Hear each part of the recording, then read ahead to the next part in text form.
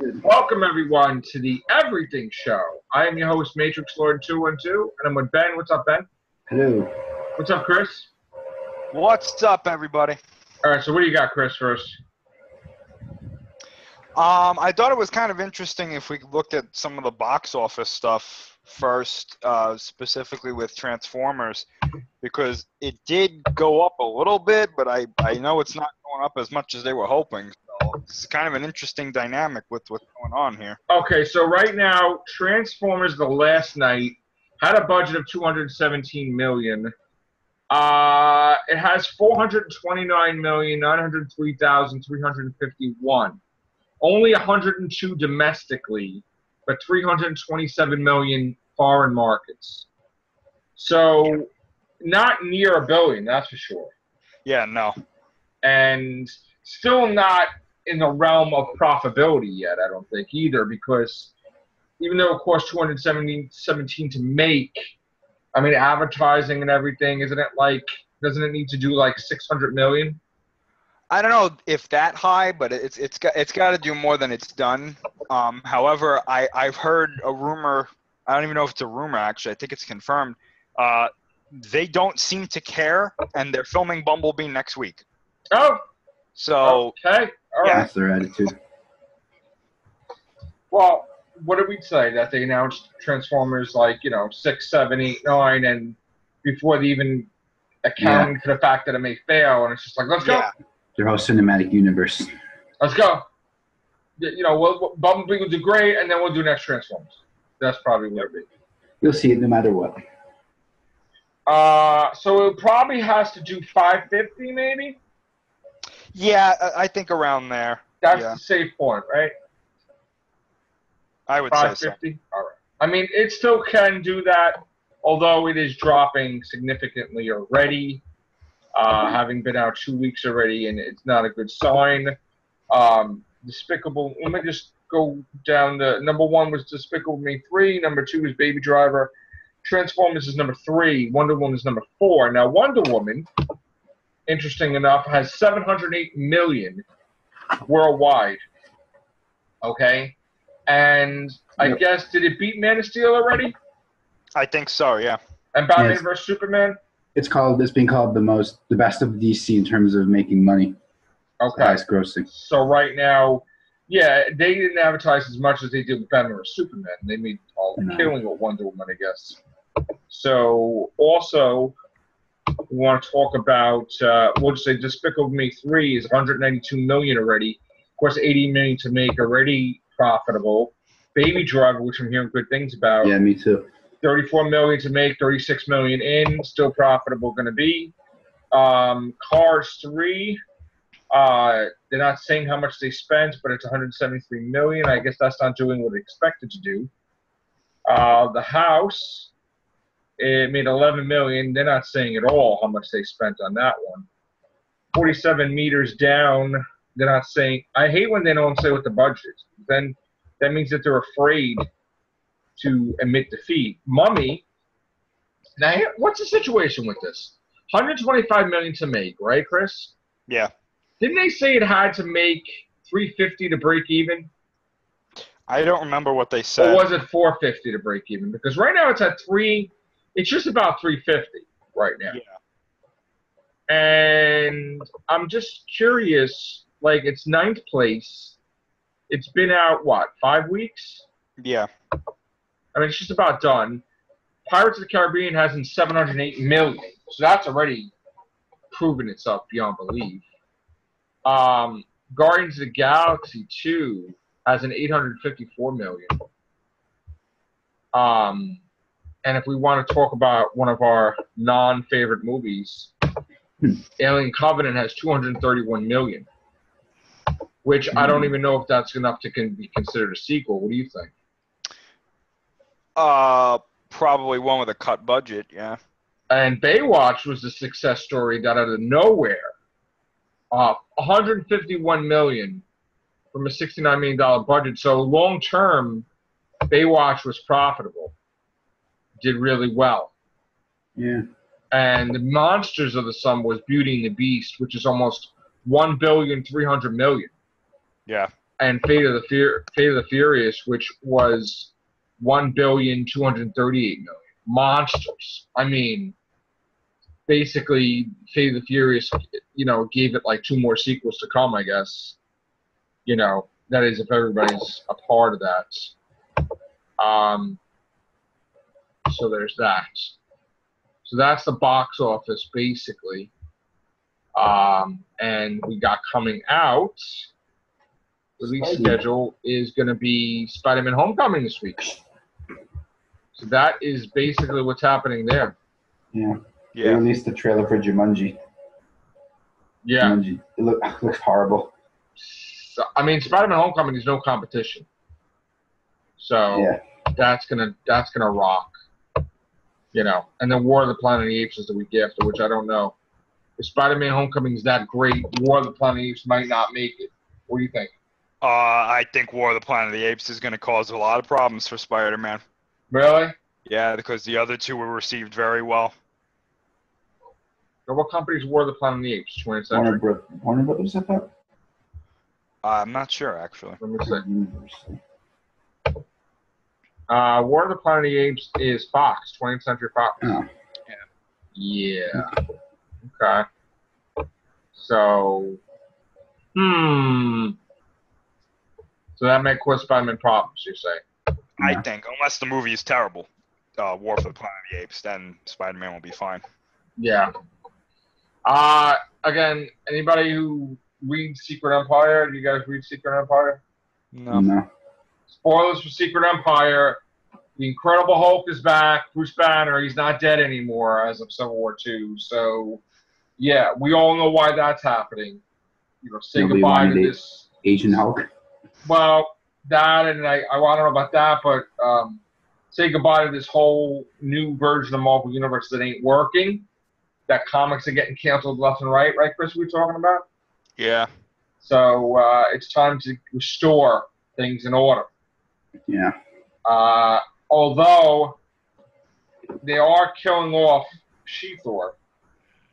Like, actually killing her off. Totally. Not coming back. Which, that is a big deal. And there is going to be another Thor still in the Marvel Universe besides Thor, and that's Volstagg. The guy that was, he was heavy, he had kids, and he had a wife, and he always drank, and he always ate. And it turns out when everybody killed his whole entire family on Asgard, he becomes a war Thor, which, of course, the members of their family, they're fans of Doctor Who, so, War Doctor, War Thor, whatever. What else do you have, Chris? Anything else? Yeah, there was an interesting thing that came out today. Star Wars is apparently going to be completely skipping Comic-Con. So they're only going to be at D23. Why are they doing that? Because Disney does not want to go to Comic-Con anymore. They want to just do D23. Even with the superhero stuff? As far as I've heard, that might be a possibility, yes. That's bad news to Comic-Con. Yes. Because basically comic book characters, Disney, Marvel, that's a huge deal. Comic-Con, I'm going to be honest with you, in the next few years, look for it to break up into its own separate, into separate cons for each one. Why are they doing that? Because they find it better that if they just promote their own thing rather than trying to compete with other things to be promoted. Yeah, and supposedly the studios get annoyed when people leak out trailers before they officially do that. Yep. But how do they get access to that unless the company cell phones? People record them, yeah. Oh, so now they're going to do it when nobody could do that. That's probably one reason. Tried to. Yeah, they've like Ben said. I mean, they've always tried to keep people from doing that, but it's very difficult to do that because you really have to keep an eye on the audience, and if you're in a big hall, it's difficult to do that. You know what I'm saying? So. But didn't they do that with the video games that they broke away too? They don't want to have everything in E3. They want everybody to have their own separate things too? Yeah, exactly. So, I keep hearing that, a lot of these companies are considering, hey, why don't we just do our own con? We'll do it sometime in the year. That way we can focus on us. We can set the rules that we want. We can do this, that, and the other thing. Yeah, but that's bad, though, because Comic-Con is about superheroes. And if half the market of superheroes is from Disney, you just eliminated Comic-Con. Well, I think they're going to be there for superheroes this year, but apparently Star Wars is not going to be there. That's bad. So, Bad news. Yeah. Bad news, dude. And they specifically said, too, Star Wars Episode 8 and Han Solo will not be at Comic-Con. So, I mean, really. Well, first of all, I don't expect Han Solo to be at anything. Unless you would. It's not really in a position to be promoted or do well at all at the moment. So, it's just going to get to a point where they're going to need these fronts to do promotions for these movies if the movies get bad. And then they'll come back slowly around. Well, it's kind of funny that they do D23 so close to Comic-Con because I really think they're testing them. I think that they're seeing. I think that's wrong. Honestly, Comic-Con is a tradition. Everybody goes there. It's on equal footing. Yes, you get promoted, but so does everybody else. But to be selfish like that, see, the thing is that people go to that as a regular thing. People don't want it where people work. Let's put it honest here. Yeah. People work to make the money to go to these things. They're not going to be able to go to these things if there's 5 different events because people have to pay from their jobs to get money from their jobs to go to these things. So that's why they want to go to a Comic-Con. They don't want to take off to go to D23 or 5 other events. Like, they want it all in one area. So that's going to be a failure, I think, because I think that people are going to rebel. Well, D23 is going to be fine because they've been doing this for the past few years. And well. As for the other ones, I don't know. I don't know if the other ones. And that's a bad idea. You have a Comic-Con, but you don't have any Marvel superheroes or nothing. Like, that's bad. Then it's what, DC front all the way? I mean, what is that? Apparently DC is going to have a huge presence at Comic-Con this year. That's terrible. Probably with Justice League. And no Marvel. They're just taking a back seat. I don't know about Marvel, but I know that Star Wars is not going to be there. That's horrible. Bad move on their part, I think. You may tell me I'm wrong. All right. Besides that, how's Godzilla 2? Because we're not going to call it King of Monsters anymore. There's been some really interesting things going on on some of the site. One site in particular, which I'm not really a big fan of this site, so I'm not going to say which site it is. But there's been some pretty interesting things that I've been seeing happening recently. Okay. And it has to do with, basically the people talking on this website. It's a Godzilla-focused website. And I've been on there a couple of times. They got a bunch of things right in 2014 when that was coming out. They started some of these rumor mills on there. And some of the things that they said have actually come to pass. Okay. And so, but I'm taking everything that they're saying with a grain of salt until it's confirmed. Okay. But things on there that I saw had to do with the Monarch timeline that came out with the Great Smog of London and something. So the things I'm about to say, take these with a grain of salt because I don't know, but everything that I've heard, it doesn't sound. Nothing that they've said has made me go, no, that's completely wrong. Everything that they said has either come to pass with the marketing so far, or it doesn't seem too far out there. Like, oh, yeah, of course, you could see that happening, So one of the things that they said was there's an event in the Monarch timeline, the eruption of Mount Pinatubo, which was an actual event that took place. I believe it was in the Philippines. It happened in 1991. And it was, I believe it was one of the largest eruptions in record, since humans have been keeping records. It's one of the largest eruptions, the second largest to ever happen in history. They're saying that Rodan caused that eruption. Oh. In the mountain. And him starting to wake up potentially caused this mountain to erupt, or him moving around or something caused the mountain to wake up. This jives with Rodan's original origin, because in the original one he was in a mine, and then he came out of the mine. It was, in a mountain. In Ghidorah the Three-Headed Monster, he's in a mountain. In Godzilla versus Mechagodzilla 2, he's known as Fire Rodan, so that kind of jives with, the magma lava thing. They're saying Rodan's in that mountain. He caused that eruption. That's going to be his origin in Godzilla 2. Okay. I buy it. I think it makes sense because why would they single that out in the Monarch timeline? But again, who knows? So take that with a grain of salt. Another thing that they said was Mothra potentially caused the Great Smog of London in 1952. And as they said that in the Monarch timeline, it said that the Great Smog of London was caused by some sort of giant wings of a creature. So, I mean, that sounds like, you know, something that we could see in this movie. The main thing that they're saying is, and again, take this all with a grain of salt. I know I keep saying that, but you really have to. There's apparently going to be a scene in this movie where Mothra and Rodan fight. Okay. And Mothra releases some sort of toxin from her wings. Similar to what she used to do where she would release the particles from her wings when she would flap her wings around. Right.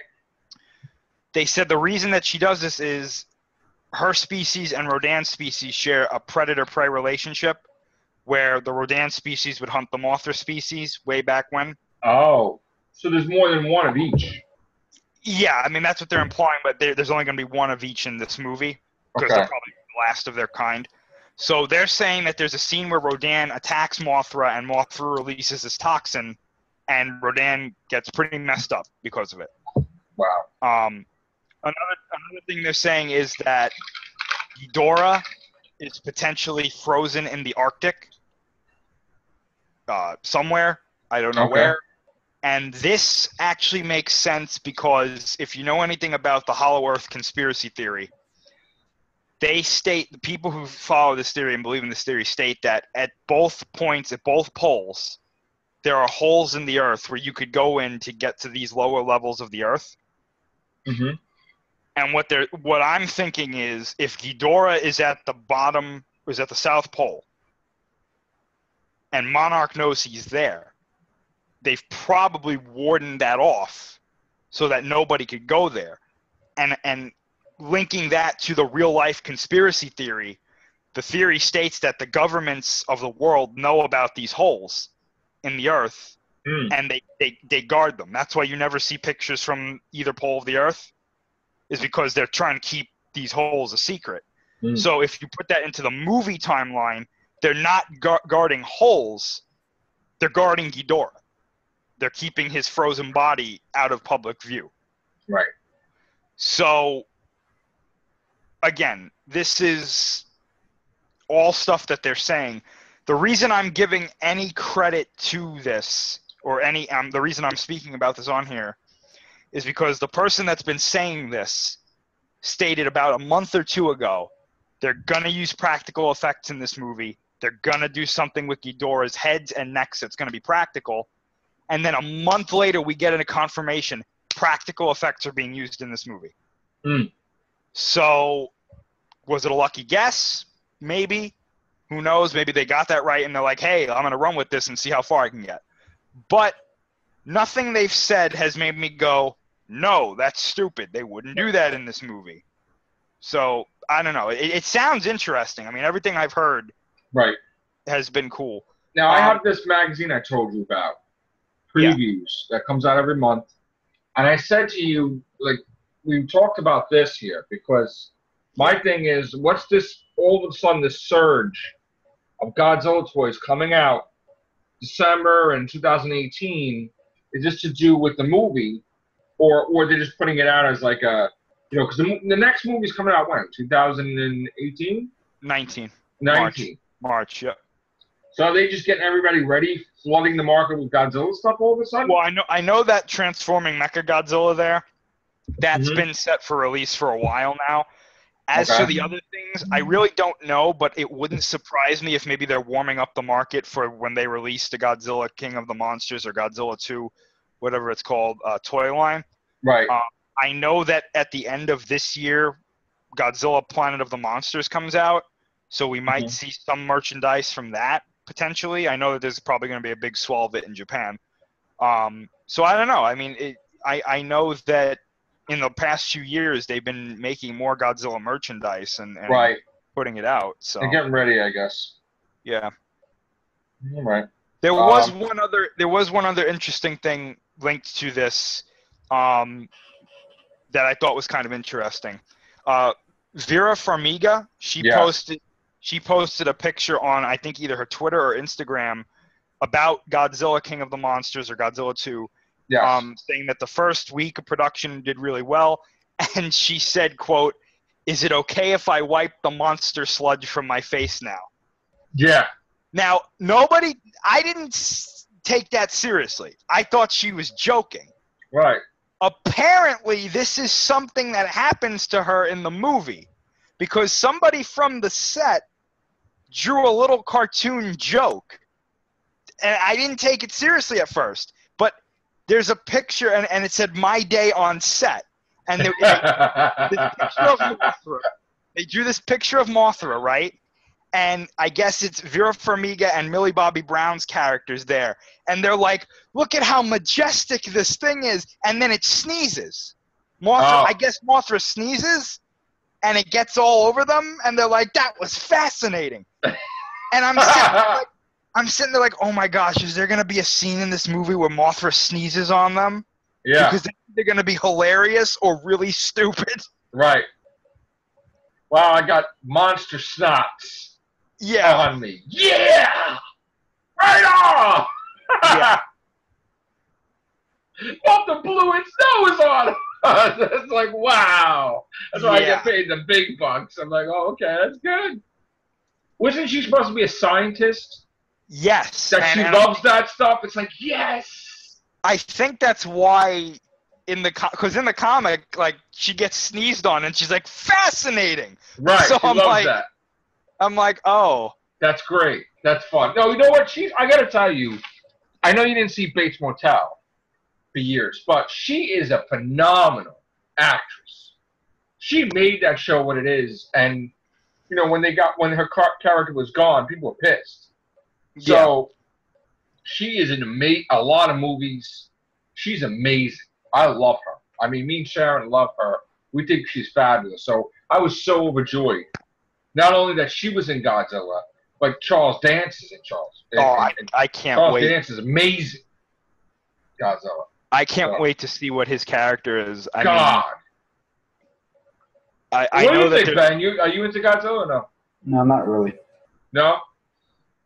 But we're into Godzilla since I was a kid and stuff. What's your thing? I like pretty much every Marvel, DC. Yes. So, being that you're here, we'll talk what you want to talk about. We got this thing about the Venomverse. Venomverse. And the aftermath to Hydra Cap thing. The Secret Empire.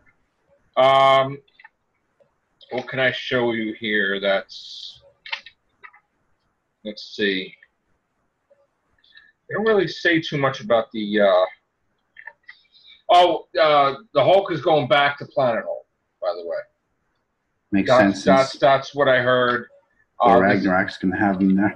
Bruce Banner, Hulk is back. Going back to Planet Hulk. There's going to be a few other storylines that are going to be, like, shocking. I don't know. I heard something about Loki, Sorcerer Supreme. I don't know what that's about. But he becomes Doctor Strange. Well, not Doctor Strange, but he becomes Sorcerer Supreme, supposedly. Again, take this stuff with a grain of salt.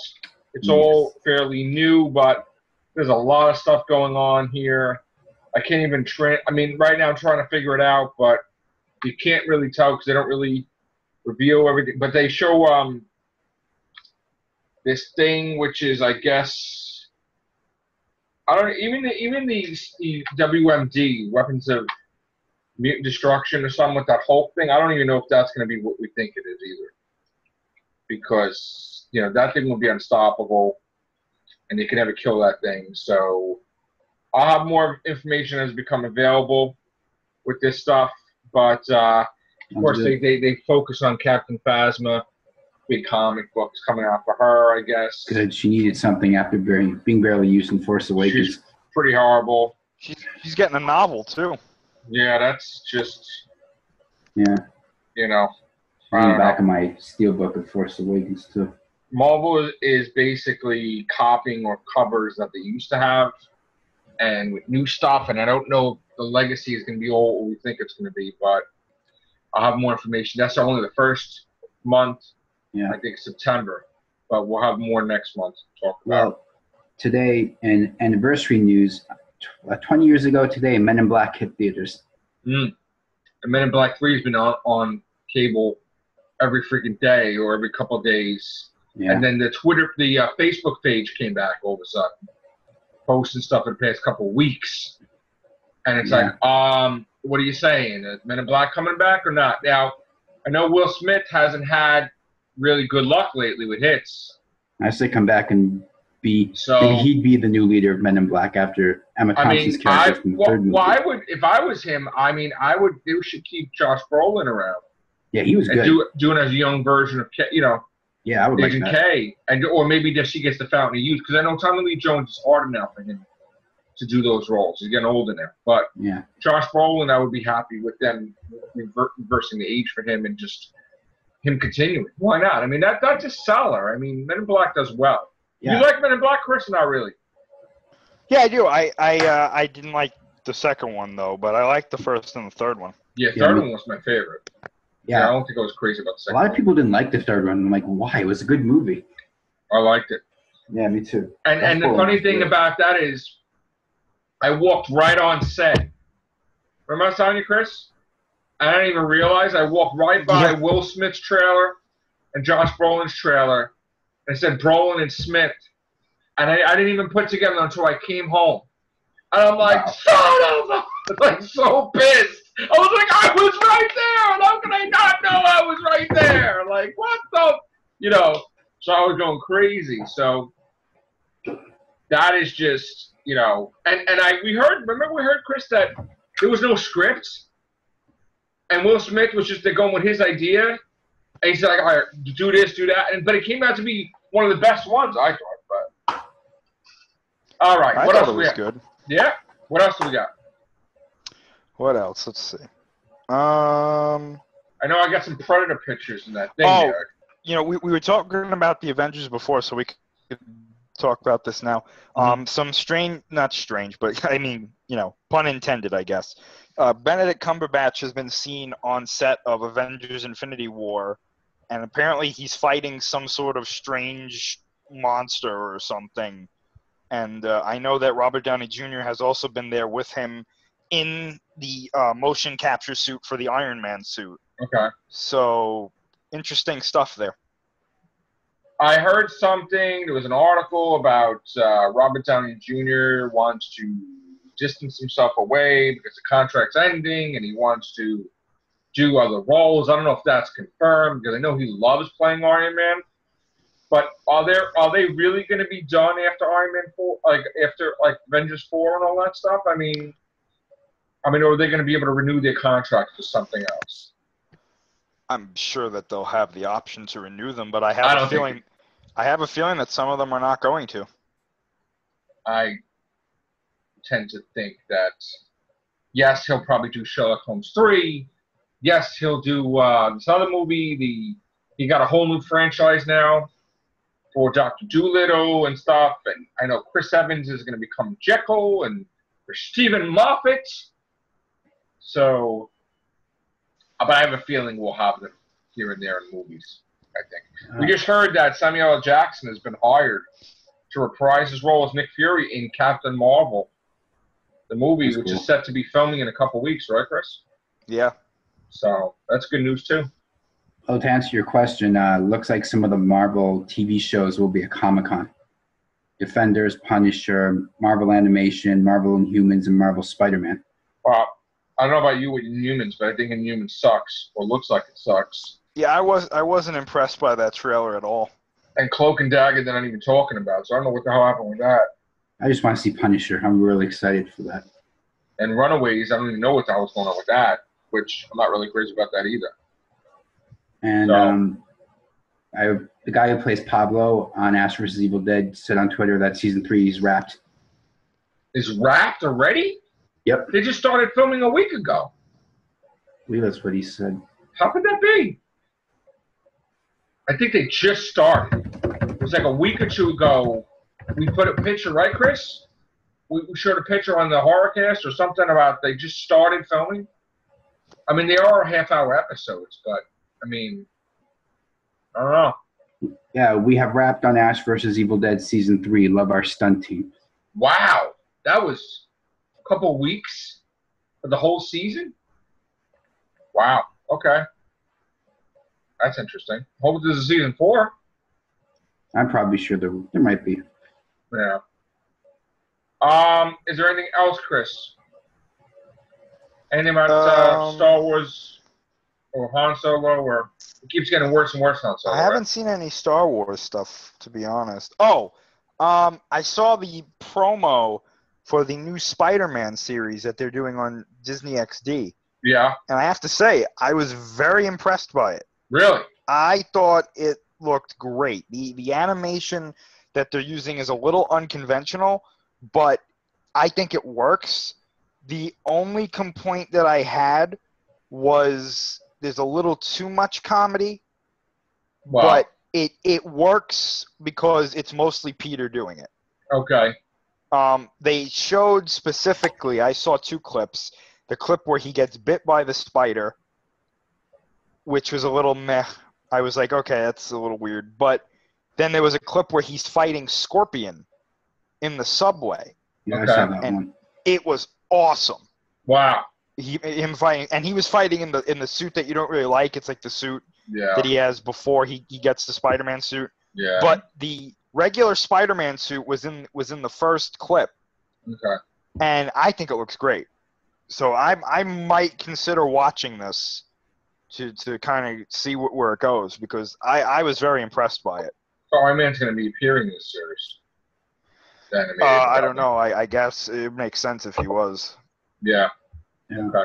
I'm excited for DuckTales next month. David Tennant. David Tennant, Scrooge McDuck.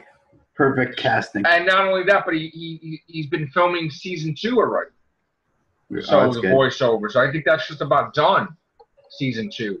Maybe if DuckTales does well, they'll bring back Darkwing Duck. Darkwing Duck was great. I love Darkwing Duck when I was a kid. Yeah, me too. Well, I don't even think I was a kid. I might have been in my 20s. I don't remember. Oh, wow. Still a kid. All right, guys. Oh, I know there's other stuff, horror stuff to talk about. We'll probably save that for the horror cast. There's some stuff with Chucky and the other face and all that stuff. All right, guys. Take care. Bye for now.